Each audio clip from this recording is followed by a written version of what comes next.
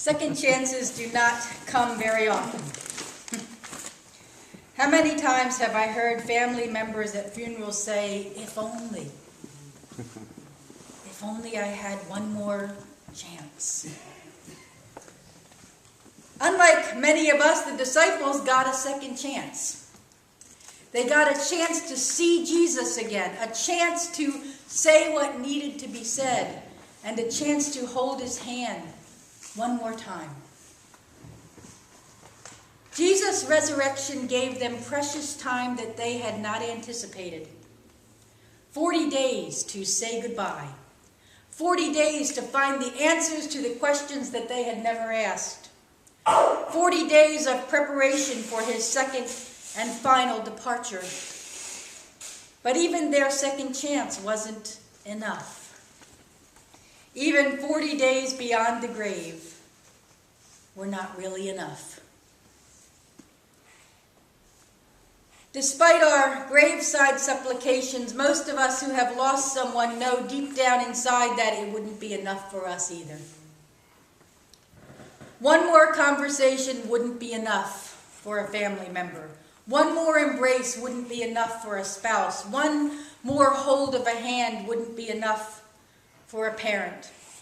There's never enough time to say goodbye.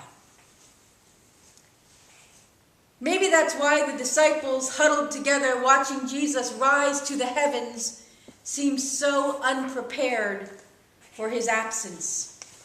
Unprepared again, grieving again, fearful again. 40 days were not enough. No time would be enough to prepare for a loved one's departure.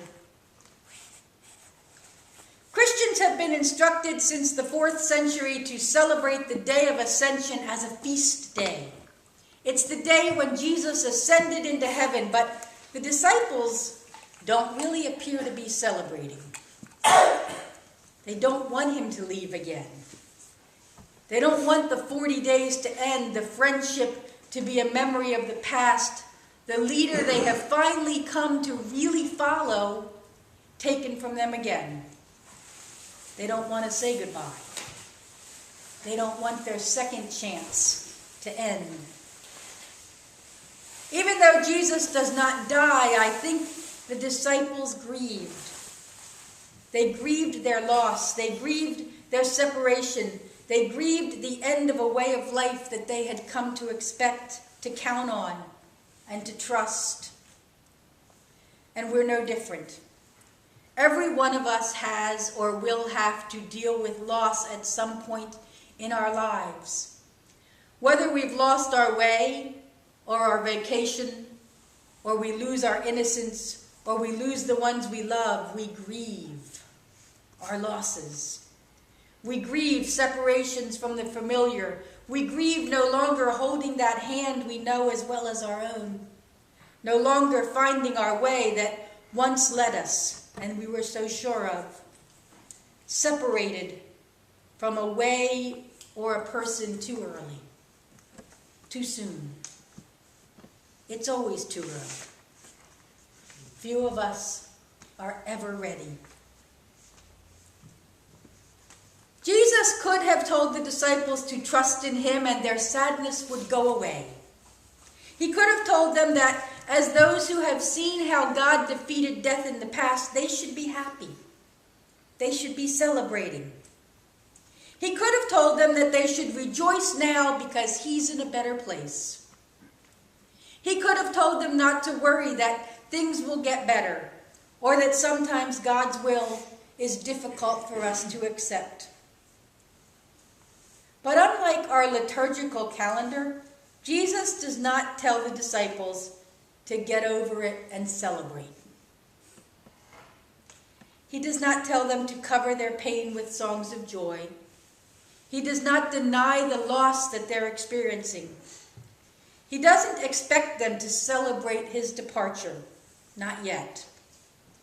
Perhaps he knows that between the end of something they have loved and cherished and the beginning of something new and fulfilling, they need the time and space to rest in their grief, to savor the loss, to know their despair before they begin to hope for something new. The words that Jesus does give them are words about the future.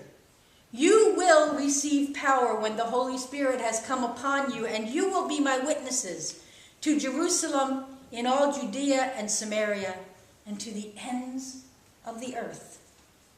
It's almost as if Jesus knows that none of the disciples really feel like being witnesses right now. None of the disciples feel like running out in joy to fulfill the calling they have received. None of the disciples have the strength to envision the possibility of feeling a new power in this. Not in this time of loss. The words he gives them are words for the future. Words that will guide them when they're ready. On Pentecost, we will celebrate the coming of something new, the power of the Holy Spirit. But this week, we're still waiting.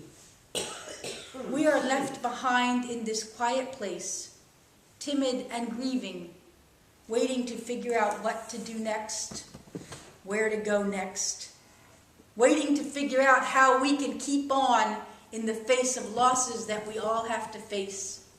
Some that seem too big to get beyond, that cut too deeply to heal. Thankfully, God gives us time and space to gaze up toward heaven, longing for that which we have lost, waiting for something that is stronger than our grief to help us do the work, to live the life to which we are called. There's no quick fix for the disciples, no way around the grief, no way to avoid the despair, no way to pretend their loss is somehow insignificant. All they have is each other and an upper room in which to wait and pray. I don't know what they prayed for. I don't know whether they prayed for Jesus or for each other, for their loss, or for the coming of the Spirit that Jesus promised. I don't know whether they asked God to speed the coming of the kingdom or the coming of something new in their lives. Maybe all of the above. I can only imagine that among those left behind in their loss, gathered together in the quiet space of the upper room, familiar hands held on to each other in those days. Words of comfort were shared. Loss was not hidden. And their grief began to prepare a new place for that new beginning that they could not yet imagine. That's what the church does for one another. In our times of grief and loss and change, we keep each other close and we hold familiar hands. And we share words of comfort, and we prepare to receive the new thing that God is sending our way. Amen.